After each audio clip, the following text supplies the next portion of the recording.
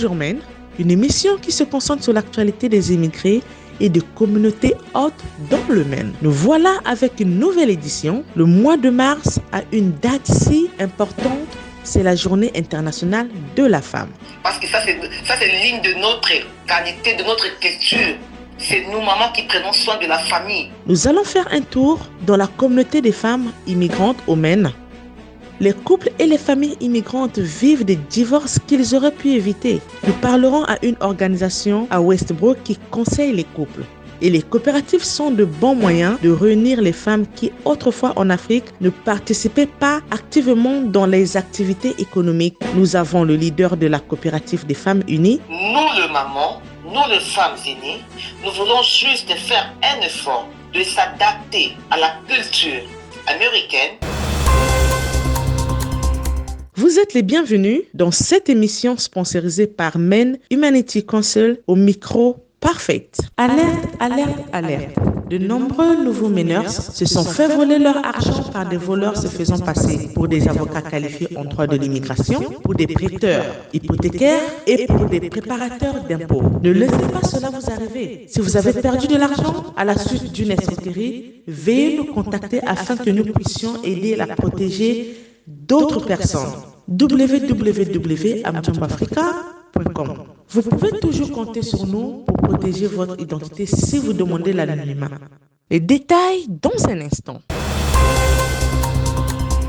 Le mois de mars a une date si importante, le 8 mars. La Journée internationale de la femme, la communauté des immigrants dans le Maine a célébré cette journée surtout par pays d'origine, Women to Women. Réunissant les femmes d'origine burundaise, s'est réunie à Lewiston et appelle aux femmes de se réunir et de briser les barrières selon leur représentante Delcia Nineza. Les participants de cette coopérative qui réunit les femmes burundaises disent avoir appris une chose. Je m'appelle Liz Norse.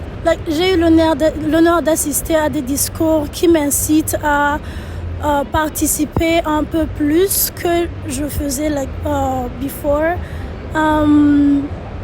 Je vais être très présente et très investie pour le futur parce qu'ils ont partagé des idées qui me tenaient à cœur.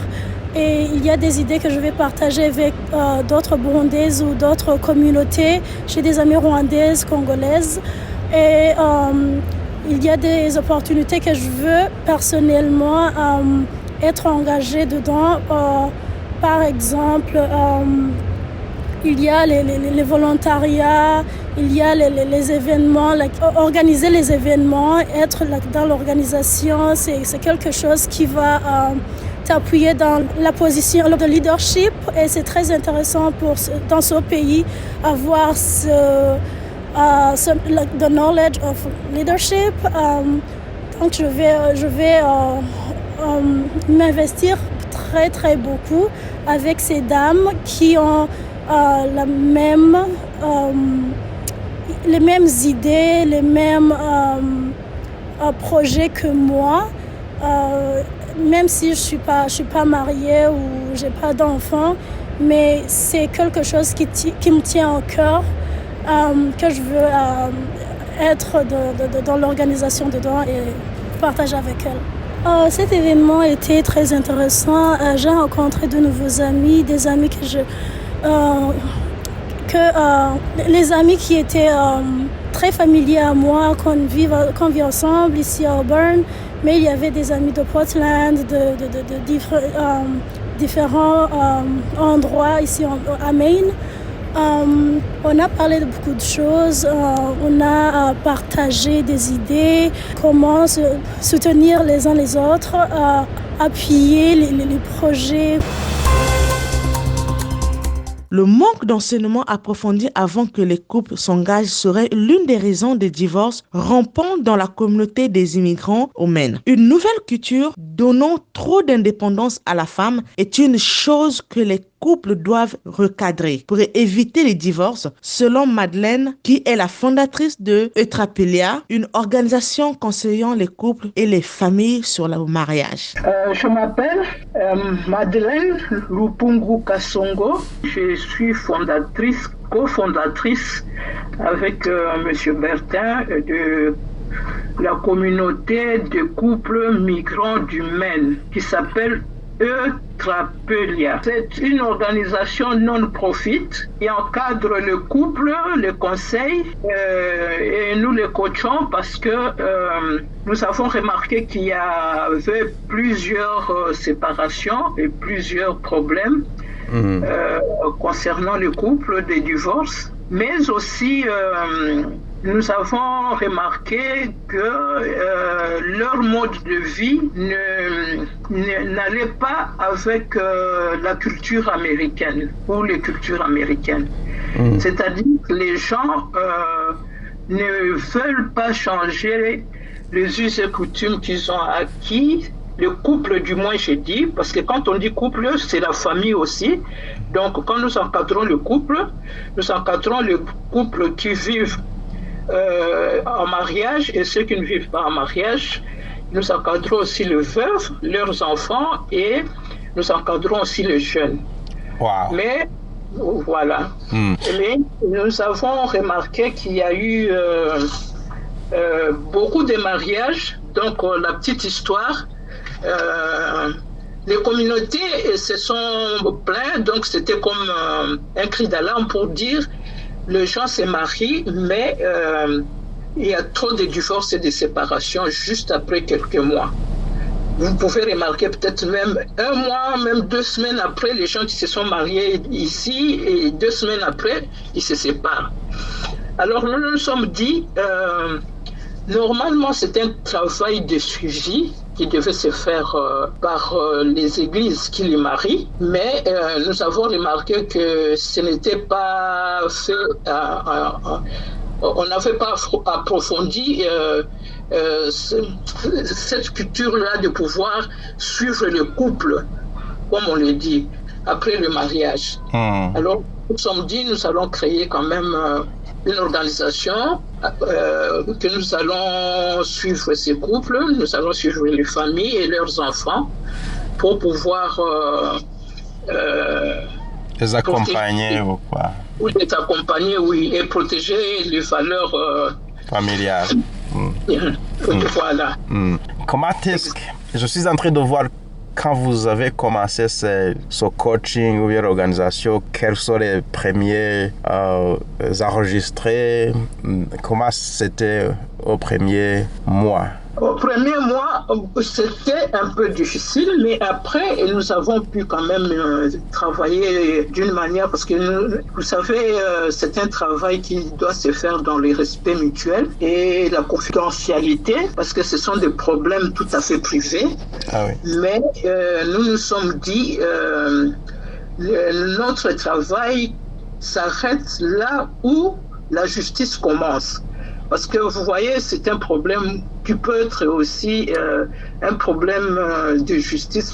Donc les couples peuvent aller chez le juge. De ce côté-là, nous laissons cet espace-là au juge. Mais nous, en premier lieu, nous devons d'abord conseiller comme ça se fait chez nous en Afrique. Donc prenons par exemple en Afrique. Même la Bible dit, si ça ne va pas, appelez les sages, et quand ça n'ira pas, à ce moment-là, vous pouvez aller chez les juges. Donc c'est ce que nous faisons. Donc nous les conseillons et nous avons pu quand même relever des solutions positives parmi les couples que nous avons encadrés. Franchement. Donc ça veut dire qu'il y a des ménages que vous avez sauvés. Exact. Un nombre, si vous comptez les cas de couples, combien vous estimerez? Oui, parce que c'est tout à fait difficile. Nous avons jusqu'à présent au moins 6 couples que nous avons vraiment pu réunir, qui étaient passés même durant 3 ans. Mais nous savons bien que l'organisation n'a pas commencé avant le mariage de ces couples-là. Mais nous avons pu réunir les couples et ils se sont remis ensemble. Mais le problème qu'il y a surtout, c'est le problème de culture. Nous voulons vraiment changer les comportements, les mentalités des gens. Et surtout à ce qui concerne la gestion financière dans le couple. Et c'est le point le plus difficile chez nous les Africains, surtout quand tu prends le couple de l'Afrique centrale, de l'Est, et quand tu prends aussi quand même de l'Est, quand tu prends les Somaliens et les autres là, les femmes se sentaient un peu dans nos pays comme un peu des esclaves, quoi. Mais quand ils arrivent ici, ils travaillent, elle peut se payer la voiture elle-même, elle peut envoyer de l'argent à sa famille. Ça, c'est un point très important où le couple se sépare souvent, où se dispute. C'est l'envoi d'argent au pays dans les familles élargies respectives. Nous essayons un peu ce côté-là aussi de marteler pour dire qu'il faut vraiment que les mentalités changent. La femme est là avec les enfants et maintenant d'un coup on change la culture, tout le monde est appelé à aller travailler, à gagner le chèque et puis souvent la femme gagne plus que le mari, donc c'est toute une frustration qui commence. Comment est-ce que vous gérez ces cas vraiment? Vous donnez quels conseils typiques que nous pouvons même passer dans le message ici à la radio? Le message c'est il faut communiquer, il faut dialoguer, il faut beaucoup de compréhension, beaucoup de vérité dans les mariages, et c'est souvent ça qui manque, de vérité. Souvent les conjoints ne disent pas la vérité à son épouse, et puis il n'y a pas tellement de dialogue.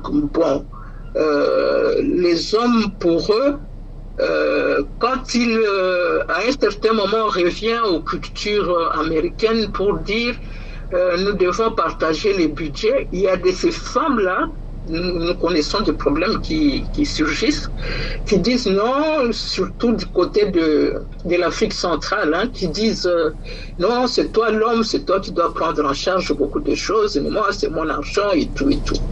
Alors nous essayons un peu de le conseiller pour dire que ce n'est plus comme ça comme en Afrique.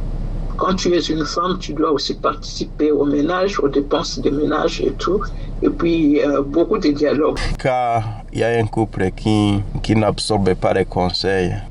Nous donnons des conseils, nous donnons un délai, nous disons, bon, il faut aller vous attendre. Et puis après, nous les appelons pour savoir comment ça se passe. Et aussi, nous donnons... Quand nous remarquons que ce sont vraiment des gens qui sont dans la prière, nous essayons d'appuyer ça par le verset biblique, parce que c'est très important pour nous, les gens qui prient. Et souvent, leur foi peut changer beaucoup de choses. Et il faut appuyer les conseils par le verset biblique et de prière et de supplication. Voilà à peu près. Mais surtout, parler aussi de la loi américaine, parce que c'est très important. Parce que quand il y a des violences faites à la femme, les hommes croient que c'est pareil, comme en Afrique, on peut taper sa femme comme il faut. Mais maintenant, les femmes, pour eux, c'est ce qu'elles nous disent. Ici aux États-Unis, c'est d'abord l'enfant après c'est la femme après c'est les chiens, et les chiens c'est l'homme après. Tu vois déjà cette conception-là, que c'est très difficile à faire avaler. Et pour un petit rien, ils appellent la police et les hommes sont mis à l'écart de 100 mètres, là, comme on dit. Et c'est pas bon. Donc il y a des gens qui profitent de cette loi. Et puis surtout ces problèmes de chapote-là, chapote vraiment, et elle croit que s'il chasse l'homme, donc l'homme devra payer le support de l'enfant jusqu'à ses 18 ans. Et il croit que c'est...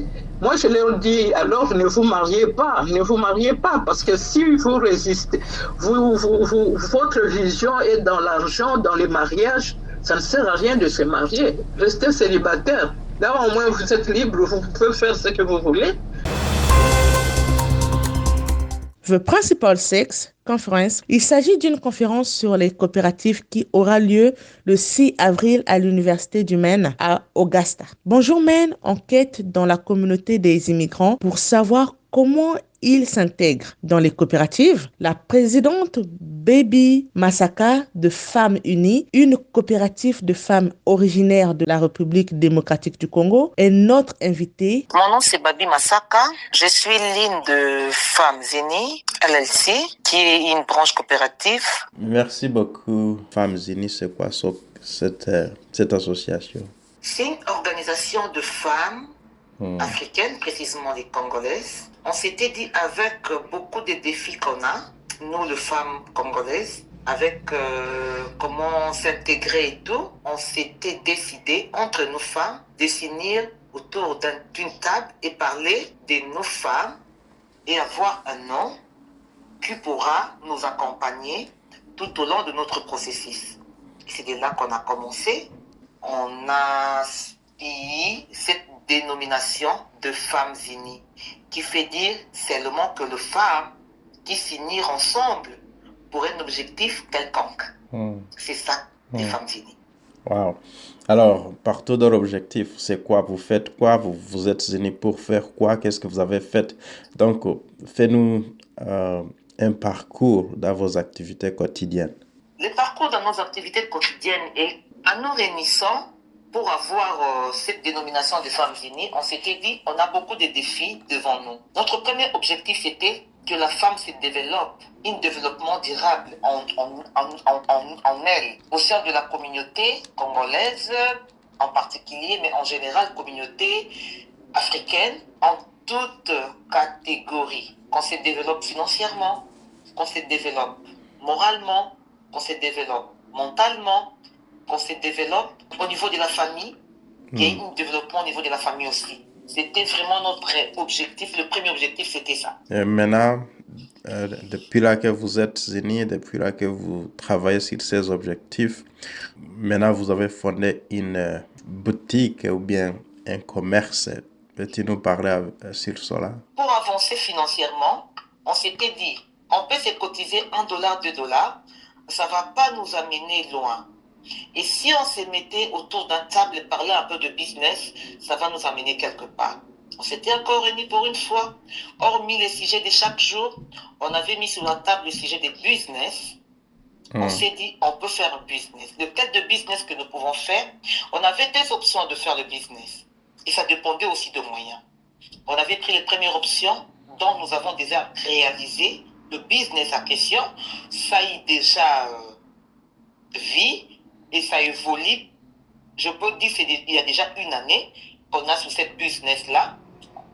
On a ouvert un salon de coiffure sur 27 Portland Street, à Portland, Maine, ici. Nous vendons tous les articles qui accompagnent les mamans, les jeunes filles avec leur beauté, tels que le mèche, le perruque, d'autres histoires, les shampoings, le lait de beauté, des petites histoires, un peu des bijoux fantaisie. Donc nous avons un peu tout mélangé à notre salon pour que les mamans, quand ils viendront se faire belles, se faire coiffer, qu'ils se retrouvent. Nous avons aussi quelques chaussures, quelques sacs à main, quelques robes. Elle peut venir pour un fête, par exemple, elle fait le chevet. Elle peut se retrouver à avoir une robe pour aller dans une fête d'anniversaire, par exemple, ou une fête de mariage, par exemple. Donc, on a un peu mélangé. Au salon, on a mélangé un tout petit peu d'habillement pour accompagner nos mamans africaines. Wow. Je suis en train de voir ça comme une opportunité envers les femmes immigrantes, mais aussi la communauté immigrante. Comment est-ce que vous trouvez cette opportunité qui vous est présentée, puis vous l'avez saisie? C'était juste en cherchant le développement. Une chose est vraie, la femme immigrante, son développement, c'est un peu lent. Pourquoi je dis c'est un peu lent? Nous avons deux grands problèmes majeurs. Un d'abord de la culture. La culture que nous avons trouvée ici, ce n'est pas la culture dont vous venez de quitter. Nous venons de quitter. Non, ce n'est pas la même culture. Nous venons de quitter une autre culture qui est différente de la culture américaine. Nous, les mamans, nous, les femmes unies, nous voulons juste faire un effort de s'adapter à la culture américaine en tant que le noyau, et nous voulons aussi attirer nos mamans vers cette culture américaine. Nous cherchons juste le développement de la femme immigrante. Quand vous comparez les deux cultures, n'est-ce pas peut-être un moyen de sauter sur l'américanisation et puis vous abandonnez cette femme africaine, cette femme qui était au centre du développement de la maison, de la famille, le bien-être de la famille. Vous ne trouvez pas cette nuance? Exactement. Mais on peut pas tout abandonner comme une culture. Nous apprenons le leur, nous l'ajoutons à notre. On ne peut pas abandonner notre racine pour seulement copier le leur, non. Nous prenons leurs valeurs, nous ajoutons à notre valeur, et pour nous, les femmes immigrantes, ça nous fait avancer un peu. C'est que nous en avons s'occuper de la maison, s'occuper des enfants, de la famille, machin, et nous venons ici, nous apprenons leur culture, ils vont dans les business, ils font le tout ensemble. Donc, mais je ne peux pas dire qu'ils se comparent à l'homme. Mais et dans leur culture, l'homme et la femme sont pratiquement égaux. Ce que l'homme peut faire, la femme aussi peut faire. Contrairement de là où nous venons. Là où nous venons, l'homme est le chef de la famille, il est à la tête, c'est lui qui doit aller travailler pour ramener, c'est lui qui va faire le business pour ramener la famille. La femme est là seulement pour s'occuper de l'homme qui sort le matin, rentre le soir, et s'occuper des enfants, des fois. Voir les devoirs avec les enfants. Mais la femme américaine, ce n'est pas ça.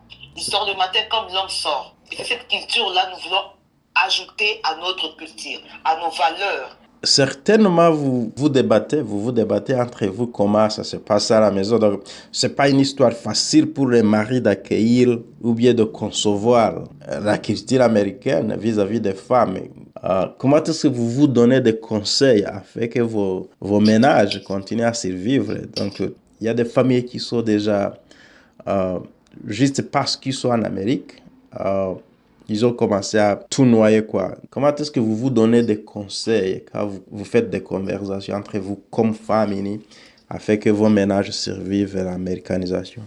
C'est qu'on a toujours dit à nos sœurs africaines, en particulier à nos sœurs congolaises, nous devons d'abord avoir nos morales en place. Là où nous venons, vraiment c'est très différent avec ici. Là où nous venons, c'est l'homme qui se réveille le matin. Il va chercher de quoi manger pour toute la famille. Il doit payer les loyers. Il doit payer la facture du courant, de l'eau, tout ce qu'il peut avoir comme besoin de la famille, c'est l'homme qui le fait. L'homme se bat, il se coupe en morceaux. Mais là où nous venons, nos loyers, c'est très différent avec ici. Et le travail, c'est moindre que ici. Par contre, là où nous sommes, on s'est dit entre nos femmes, avec le loyer qu'on a ici, avec le CNP, une utilité, avec tout ce qu'on a comme facture, avec la voiture, le carburant, tout ce qu'on a comme besoin de la famille, si on laisse la tâche à l'homme seul, il n'aura pas longue vie à lui.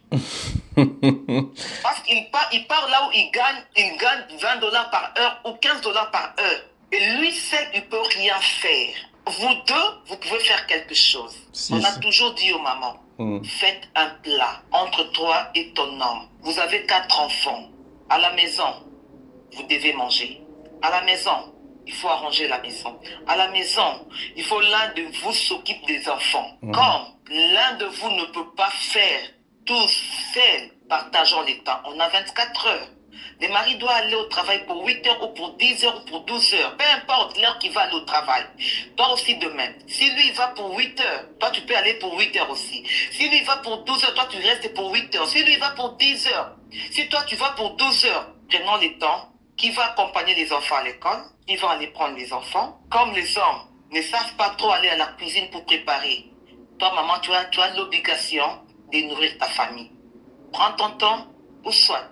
C'est avant d'y aller au travail, tu apprêtes tout pour ton mari et pour tes enfants, pour leur laisser safe à la maison, qui ne manquent pas à manger. Tu le fais, toi, maman. Parce que ça, c'est ligne de notre qualité, de notre culture. C'est nous, maman, qui prenons soin de la famille. Donc, on doit y continuer, même si on est dans les pays où on ressent que l'heure est calculée, tout est difficile. Pour arriver au bout du mois, il faut faire 50-50. Donc, en dehors du 50-50 de l'argent, toi, tu as intérêt de travailler pour 75% de plus. Pourquoi? Parce que tu dois occuper des habits de tes enfants, de ton mari, à manger de tes enfants et de ton mari. Tu dois ménager la maison.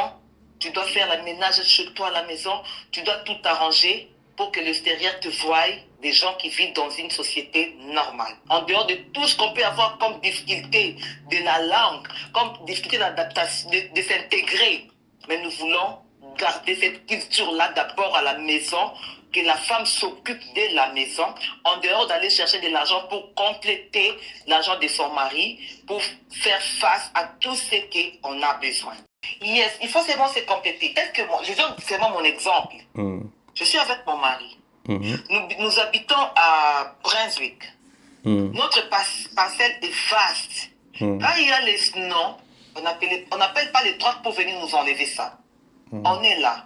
Papa, moi et nos enfants, on enlève ça de nous-mêmes, les snows.